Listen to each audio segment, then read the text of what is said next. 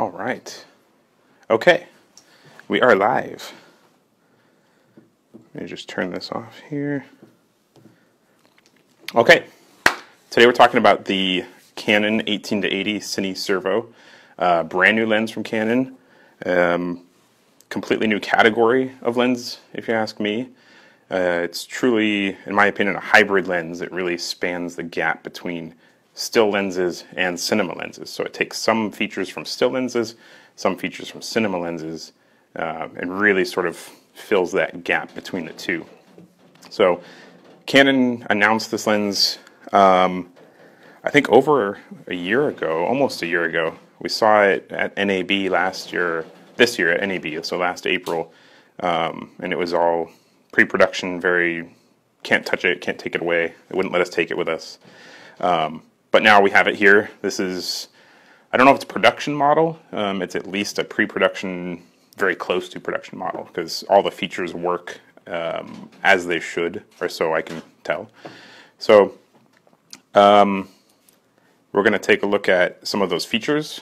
You guys are going to ask some questions. If you have questions throughout, I'm going to try to keep an eye on them here. So apologize if I look away. And we have some questions that people asked previously already.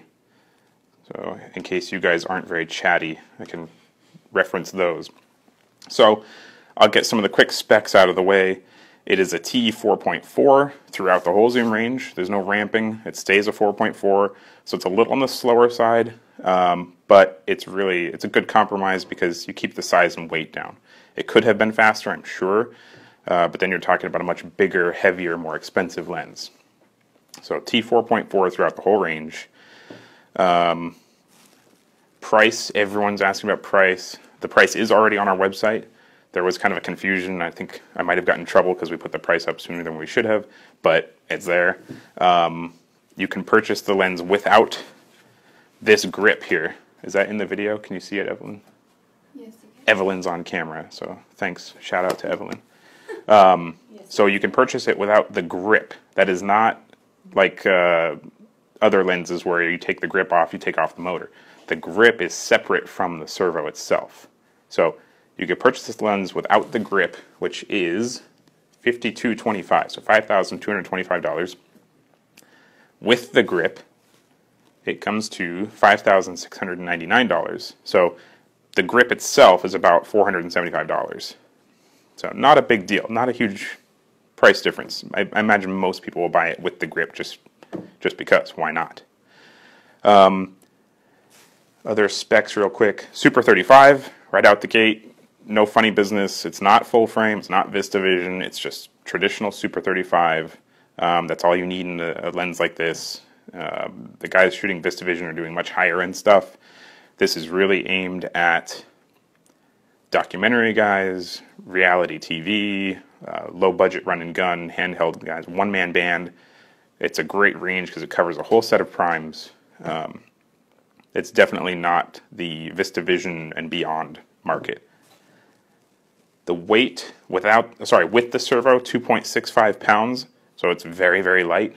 I don't know that it's drone light, but it's definitely handheld run and gun light.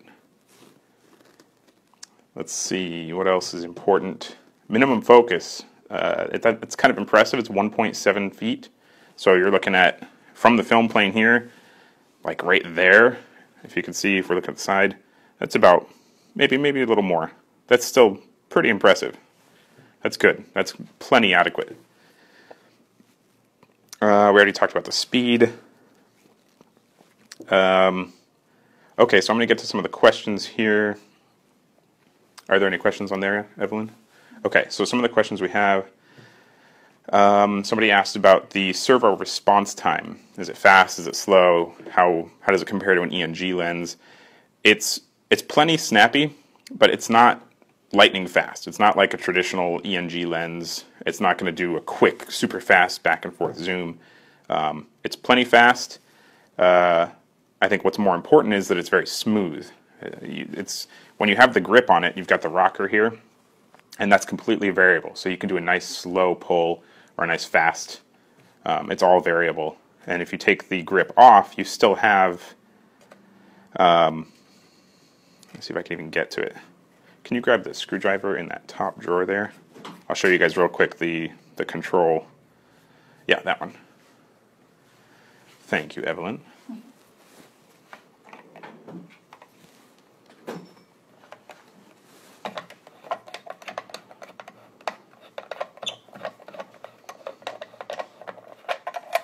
There you go. So with the grip off, you still have, is that on camera? Can you see that? Yeah. You still have this W and T, wide and tight, or telly, little rubber buttons here. So you can still zoom, but it's not variable like it is with the rocker. Let's get that back on there. Actually, I can talk a little bit about this while it's off. So this is the actual piece that you would buy with or without the lens. Without it, that's what you get. And it has one cable that's attached to the grip itself that plugs into the bottom of the servo here. So if we pull that out, that's the lens as it is without the grip. And that's all it is that one cable. Plug it right back into the lens. Put that on the camera, on the lens. It's kind of a tight fit here because I also have the grip on the C300 here, which is in fact a C300 Mark II. And actually I want to go over some of that stuff too. So some of the features of the lens really shine with the C300 Mark II specifically. So with the Mark II you get the dual pixel autofocus, which lets it do a lot of extra cool stuff. You get the face tracking, which we actually tried out yesterday. It works really well. Once it locks onto a face, it follows it pretty well. There's not a whole lot of hunting. It just sort of stays with it, which is kind of something you expect in a lot of lower end cameras these days, but on something like this where it's fairly professional, it's a nice feature to have, especially if you're doing, like I said, some of the like YouTube stuff or documentary interview stuff where you don't have a whole big crew. You can just sort of set the camera up and let it follow. So that's nice. The iris is manual. You have an iris ring here. In fact, let's see if it's not going. Maybe it's on. Oh, it's on automatic. There we go. There we go. So you could switch it automatic to manual right here. It can be fully manual, but it does need to be on a camera that provides power. The exception, which we actually just found out this morning, there is a tiny little port. I don't know if we can even see it here. Actually, I can't quite get the lens off because of this cable, so that's kind of a nuisance. Yeah, see, the lens hits, the cable hits the tripod there, so you gotta pull the cable out and then release the lens. But I'll actually walk this over to you guys. So on the back of the lens, is that in the shot there, Evelyn? Okay, so there's this tiny little port right here that we didn't even see yesterday. You can plug a power cable into here that goes to D-tap, and you can power the lens without being plugged into, or without being attached to an EF camera.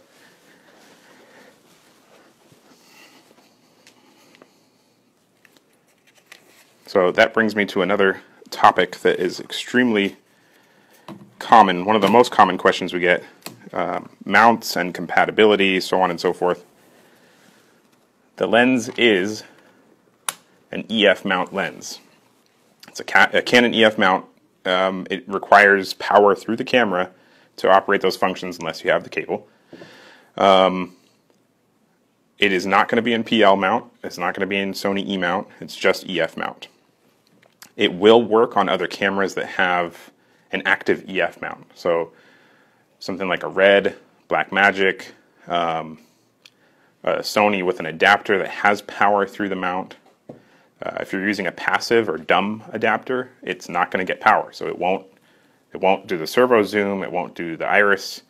In fact, it won't do that. It won't do any of those features automatically on those other cameras with an adapter. But you will have a fully manual lens at that point. So it will still, as long as it has power, you can run the iris, you can do the rocker, the zoom rocker. There's a good indication of the speed. Is that on camera still? Can you guys see that? Let's see if I can pull it up here.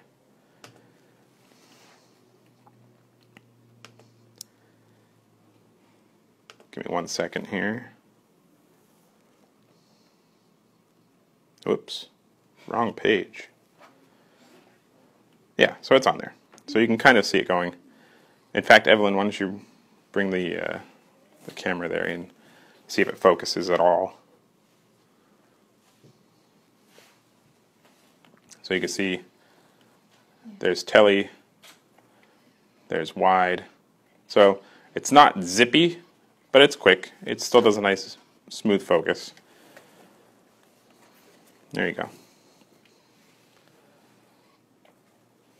So focus is automatic with the right camera, but it's always manual. There's no electronics are not necessary for focus on this lens. So you can use a traditional follow focus. There are no hard stops. So if you're using a follow focus and you put marks on your follow focus, they're not going to stay relevant, because as soon as you hit the end stop, you lose all calibration on your witness marks. But it is fully manual for the focus. So if you want to do that, you very easily can, which I think is really nice that they at least allowed that functionality.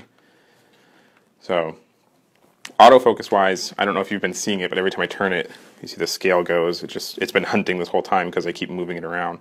But actually, I shouldn't say it's hunting. That was something I was going to talk about. Is it doesn't hunt.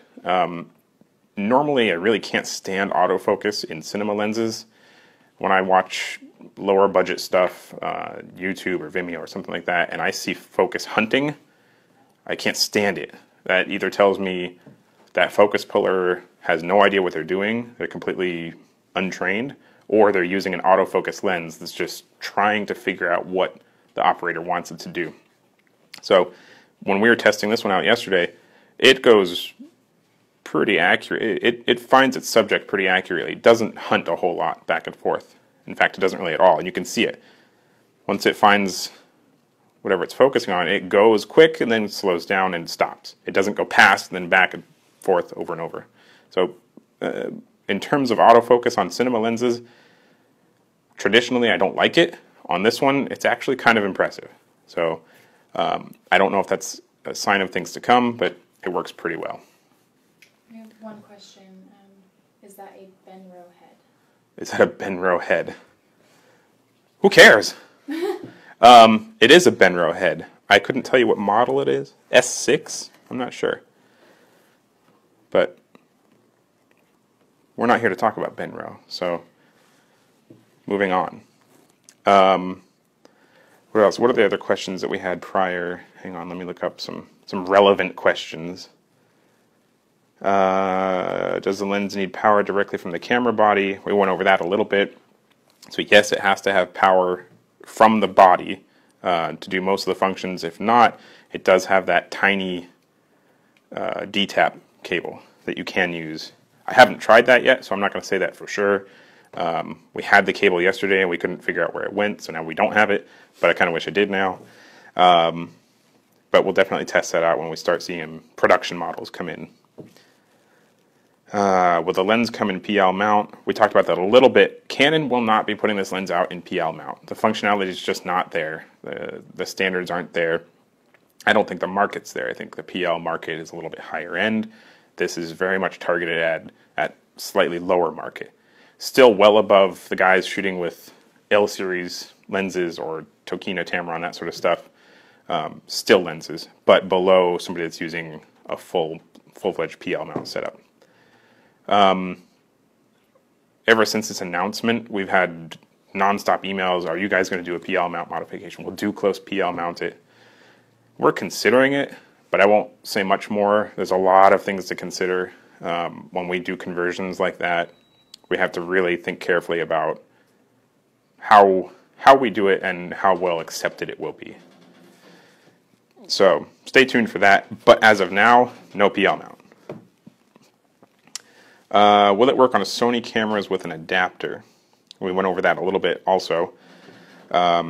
If you're using, let's say for example, the Sigma MC11, which is Sigma's EF to E mount adapter, you'll retain a lot of the functionality. So you'll have the electronic iris control, you'll have the servo control, you will not have autofocus. None of the other cameras, when you're using an adapter, will allow autofocus. I'm not sure. In fact, Alex, do you know if on Blackmagic or Red will the autofocus work?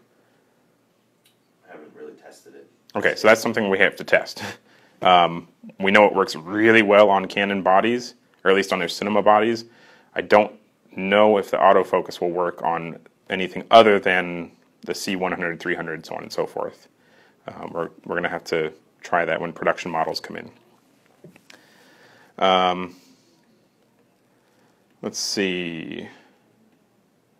Oh, here was a cool feature. I forgot about this. So in the camera, anybody that's used to using a C100 or 300, you can select, let's say with an L series lens, you can choose how incremental the iris stop is. So you can choose half stop or third stop, and then you have fine, which is the third option in there. The fine adjustment with this lens is impressive. I've always hated electronic irises in lenses because you have that click stop and you hear it go and it jumps from one stop to another. It's hideous. Some third-party mount adapter manufacturers have solved that. In this setup, when you put the camera on fine, the iris, for example, when you're doing auto iris, it's really smooth, impressively smooth. So you can do auto iris and it'll automatically compensate, and it's smooth. It's really clean, really subtle. That works well if you're in the kind of situation where you want auto iris. So I kind of liked that. It does have an adjustable back focus. It's not as prominent as something like the 17-120 Canon or other ENG lenses that have the giant knob and you can twist and loosen it and then twist it to adjust back focus. It has a tiny little port right here that you sort of pick the rubber out of. There it goes. And yeah, it's hard to see it here. Go ahead and bring it over here. But it's really very subtle, and I actually really applaud Canon for keeping it subtle because it's not something everyone should just fiddle about with. It's a fine adjustment and not something you should make super prominent and obvious. So it's there. The adjustment's there. So for one-man band guys or small rental houses that don't want to send stuff to a manufacturer for adjustment, it's there. That's nice. Some of the other controls on the lens, you've got iris, automatic, and manual. That's pretty self-explanatory. Autofocus, manual focus. Again, you guys should all know what that is. Stabilizer, on and off. It does have image stabilization, and it's impressive. I can't stand image stabilization in lenses. Traditionally, I prefer it in the camera. That way you're not messing with the optics. So what happens in a lens with image stabilization is there's an entire group of glass that's moving around on axis. When you do that, you sacrifice image quality, always. Because you're literally taking that glass that is all supposed to be on the same axis and moving it all around. It's something that we strive to perfect, but when the lens has it built in, it's obnoxious. That said, when we tried it yesterday, we were kicking the tripod and moving it all around, and it stays really stable. So for the guys that aren't concerned with the utmost image quality, it's really useful. So you have on and off, and then below that, you have stabilizer mode A, B, and C. It's sort of good, better, best. We had it on C, and it was impressive. So that does work nicely. Very nice. What else about the lens? Any other questions so far? All right. Let's see if we had more in here.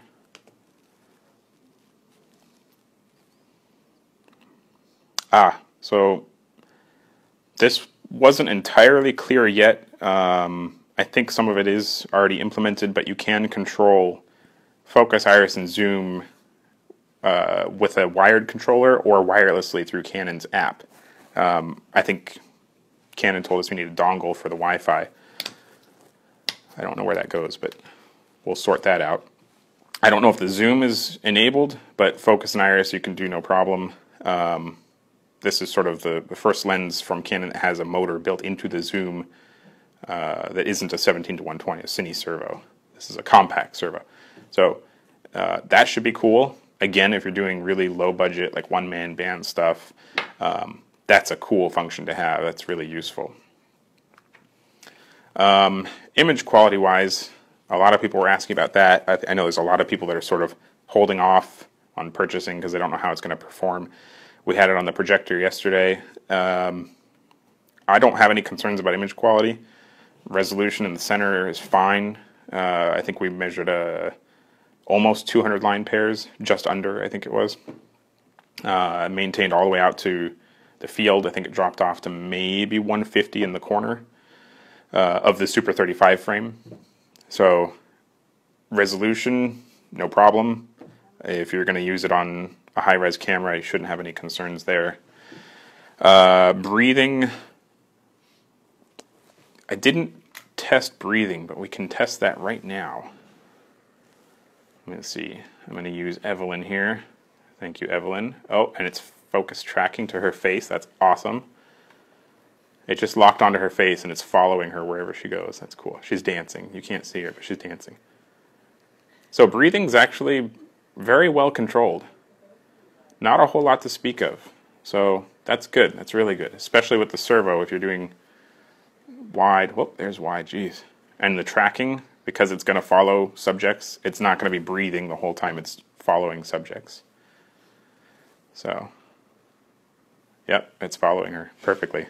And it's not hunting. The whole time it's following her, it's just staying on her face. That's really nice. You never want it to just sort of go way out because it lost it for a second. That really, really destroys any content that you're shooting. So, breathing is great. Not much to speak of. Distortion, I mean, we're in a pretty small room here, and the corners are straight. I mean, the door frames are straight. There's maybe a tiny, tiny bit of pin cushion, and I think we're 18 here. Not quite. That's 18. That's pretty well corrected. Not a whole lot of distortion, because I can see all four walls here. It's sort of framed up nicely. So maybe a tiny bit at telephoto, but not bad at all. Not a whole lot of noise either. There's just a tiny, let me see if I can pick up any of it on the mic here. I'll put it right next to it. I don't know if you guys can hear that or not, but it's very subtle. I would not be concerned about that noise. Sorry for all the rustling now. Will the lens electronics stabilization work with other cameras, f/5.5 red and airy? So the question, I doubt you guys can hear it because we're on the lav mic. The question was, will the image stabilizer work on other cameras like f/55, red, airy, that sort of thing? I believe, and maybe I can get a thumbs up or thumbs down, I believe that as long as it has power through the mount, like an active adapter or an active mount on red, Canon, Sony, airy, that stabilizer will work fine because it's all in the lens. So as long as the lens has power, your image stabilizer will work. That's not it's not tied into the camera specifically, so that shouldn't have a problem at all. So, good. Any other questions? Someone just asked, could you remind us what the minimum distance is? Minimum focus is 1.7 feet or 0.5 meters. So I don't think I have a tape measure here, but just eyeballing, that's about 12 inches there, 1.75, so right about in front of your lens, right about there. And that's about, honestly, that's as close as you want. Let's rotate it for you guys. Any closer than that, and you're going to start casting shadows with your setup, you know, this big sunshade, then it becomes a problem. So that's about as close as you want to get. So it's a good close focus. This hood is detachable. It's kind of hard to get to with the grip on there, but there you go. So it gets even smaller and lighter. If you were going to be doing stuff that close, you probably want to take this off anyway, just so that you're not putting shadows on your subject.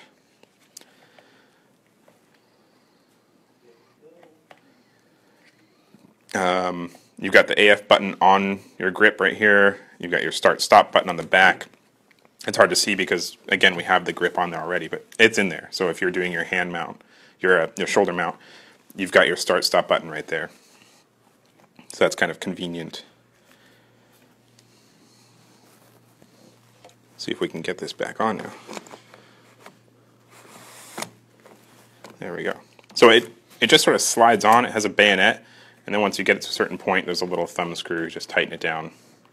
So simple, and it's a nice rubberized hood. You're not going to worry about cracking it, hitting it on something. Nice and flexible. The grip itself feels kind of cheap. It's very camcordery, but the lens, the important part, the lens, that is anodized aluminum. The whole front section is anodized aluminum. The only plastic bit is right here where the button cluster is. That is plastic. The rest of it is nice, solid build quality. Focus has a 32 pitch gear, so standard, any motor or follow focus will work. The zoom and iris do not. They have the ENG style, the little fine tooth gears for the motors to work. So that's designed specifically for the servo on the lens. And there's also, down here, that's going to be tough to see, but there's a little tiny flip switch. So you've got manual and auto for the iris.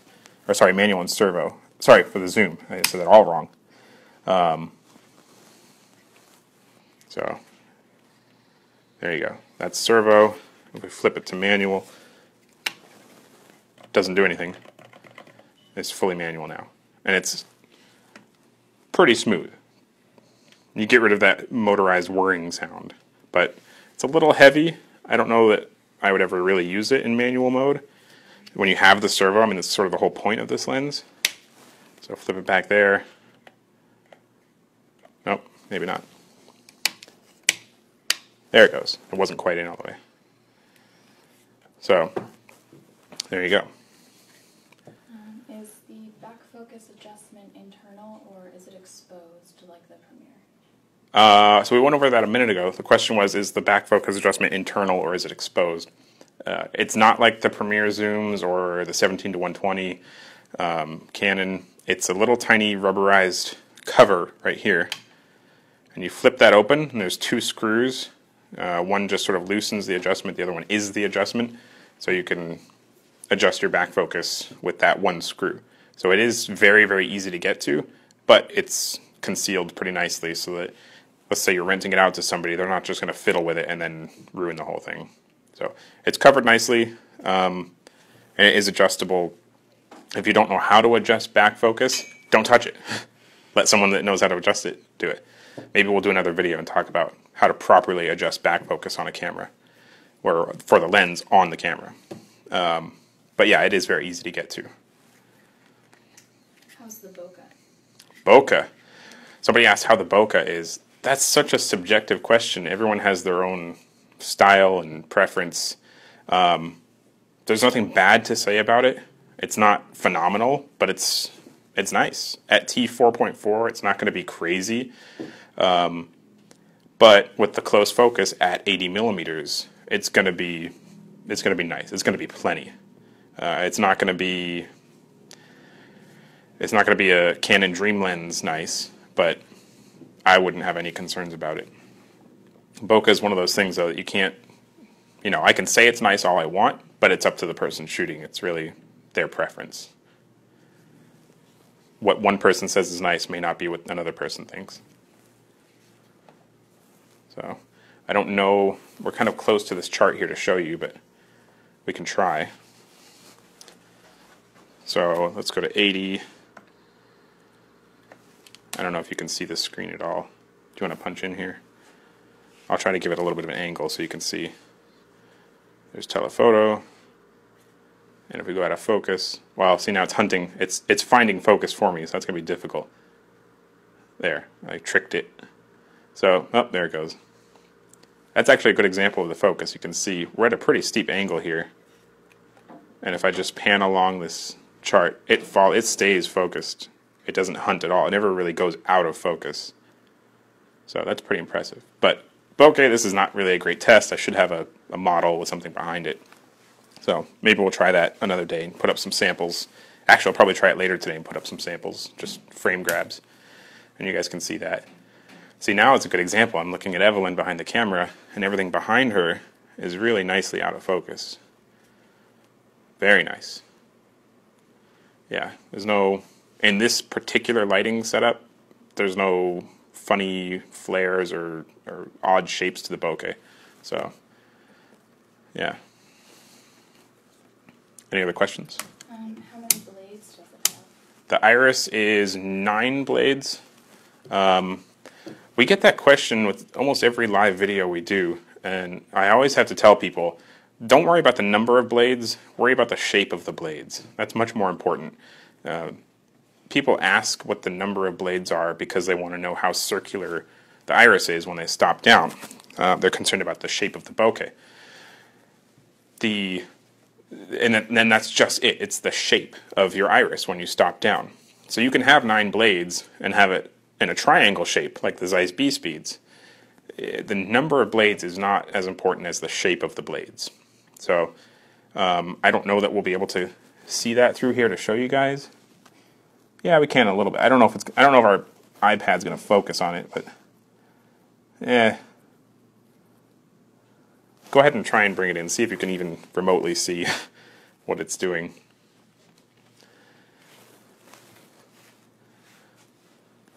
So, is that focusing at all?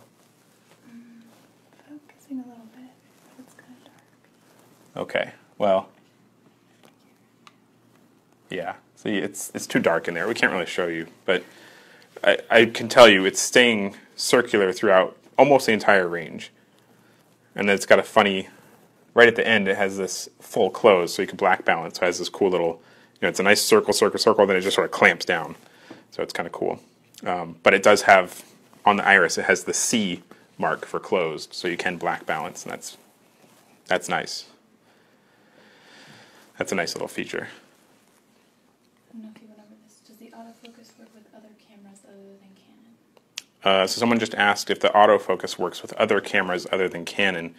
I do not believe it does.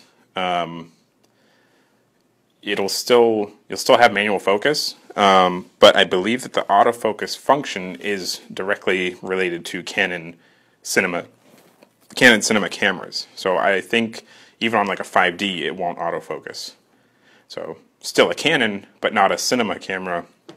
You lose that function.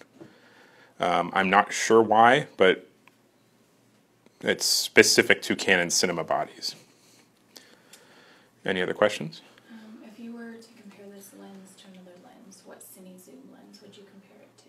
So the question was, if you compare this lens to another cine lens, what would you compare it to? That was kind of how we kicked off this whole video, is there really isn't anything else to compare it to. In terms of features, spec-wise, you have something like an 18-80 Allura from Arri/Fuji. But that's so much more expensive and bigger and heavier, you can't really compare it. So the specs are there. It's the same focal length, same zoom range, but not really comparable. You have something like the Canon 17-120 that has some of the same features. It's got the servo grip with the focus zoom iris, but again, it's so much bigger, heavier, more expensive. It's a completely different lens. Maybe you can compare it to some of the Sony cinema stuff. I'm not a huge fan of their stuff. This is definitely more cinema-oriented than the Sony stuff in features and the way it functions. Other than that, though, there's a bunch of stuff in that range with similar specs, the speed, the focal length, but nothing that really has this kind of functionality, especially when you pair it with a C300, C100, that sort of thing. And even then, even if you find something with similar specs, the price is so different. This is like $5,000 or $6,000. I can't remember. Yeah, like $5,200, $5,700 with the grip. Nothing else really goes in that price range. You have some of the other stuff like the new Sigmas or the new Tokina, but they don't have anywhere near the functionality. They're completely different lenses. I wouldn't say that one is better than the other, but they're not in the same category. So if you're talking, whoever's asking that question, if you're talking about image quality, there's not going to be a dramatic difference between this and something like the Sigma or a Tokina, something like that. It's really, the dramatic difference comes in the features, and different features for different projects. Is the iris the only thing that is not truly manually controllable from the outside of the lens? Excellent question. Someone asked, is the iris the only thing that's not fully manual? Yes, it is. The zoom, you can flip off the little switch here and it is fully manual. It's a direct mechanical connection. The focus, you can pull the lens off the camera entirely. The zoom and the focus will function without any connection to the body or to any electronics. The iris is the only part of the lens that requires power to operate. So, and we found that out the hard way when we went to project it yesterday. The lens was, actually, I think it was wide open, but if it wasn't wide open, there's no way to open it to test on the projector. You'd have to put it on the camera, open the iris, and then bring it to the projector. So, to answer your question, yes, the iris is the only part that requires power to function. But you don't need an iris, no big deal. What is the image circle? Image circle is 31 something. It is an APS-C / Super 35 lens. I don't think I noted the actual image circle. Was it 31? 31.4. 31.4. So, good enough for APS-C. If you're considering something like 8K helium, not quite good enough. But I imagine if you're shooting 8K helium, you're using a slightly different lens. This is really targeted at sort of the more solo operation, the more indie budget. So Super 35 APS-C, no problem. But even that's kind of confusing because Super 35 varies so much these days. Is there any light fall off on the long end similar to the 24 to 105 Canon? So the question was, is there light fall off on the long end similar to the 24 to 105? I believe you're talking about ramping, I assume. If not, drop another question. If that's what you're asking, then no. It stays a 4.4 through the whole zoom range. It's a T4.4 throughout. It does not ramp at the telephoto end. If you're talking about light fall off in the corners, like vignetting, it does have some light fall off, but no more than any other cinema lens. Every lens has some light fall off.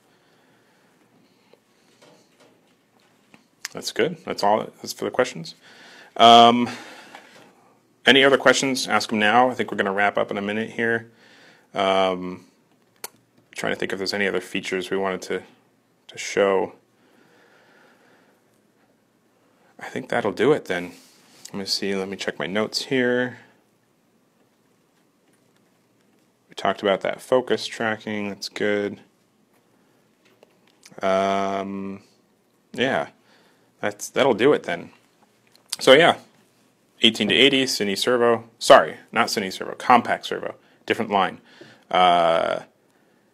When I talked to Canon at NAB, they said that this is the first in this category. There will probably be more. They'll probably grow this family of lenses, but there's absolutely nothing confirmed. I imagine Canon is going to see how this goes and then sort of plan their course from there, because this is such a new lens. It is such a new category of lenses. It's sort of untapped. So, yeah, 18 to 80, Compact Servo, T4.4. You can pre-order it now, ducloslenses.com. Go ahead and pre-order it. Any other questions, drop them in the comments below. And that'll do it.